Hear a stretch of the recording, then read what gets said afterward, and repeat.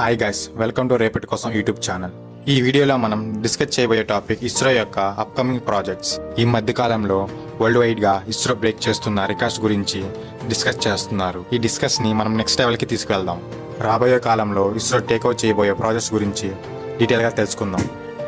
First one, NISAR అనగా NASA ISRO systematic aperture radar. ఈ mission లో భాగంగా నాసా ఇంకా ఇస్రో కంబైన్ గా dual frequency systematic aperture radar satellite ని లాంచ్ చేయబోతుంది. ఈ శాటిలైట్ ని యూజ్ చేసి earth's ecosystem, ice mass, vegetation, biomass, sea level rise, ground water, ఇంకా natural hazards, earthquakes, tsunamis, volcanoes and landslides గురించి detail గా study చేయబోతున్నారు. Second mission Gaganyaan 1. ఈ మిషన్ ని ఇస్రో హిందుస్థాన్ ఏరోనాటిక్స్ లిమిటెడ్ తో కొలాబరేట్ అయ్యి కండక్ట్ చేస్తుంది. ఇందులో భాగంగా ఇండియాకి సంబంధించిన 3 ఆస్ట్రోనాట్స్ ని స్పేస్ లోకి పంపి ఆఫ్టర్ 3 days వాళ్ళని రిటర్న్ వచ్చేలాగా ప్లాన్ చేస్తుంది. ఈ మిషన్ ని సక్సెస్ఫుల్ గా చేయడానికి ఇస్రో యూజ్ చేయబోయే స్పేస్ క్రాఫ్ట్ GSLV Mk3.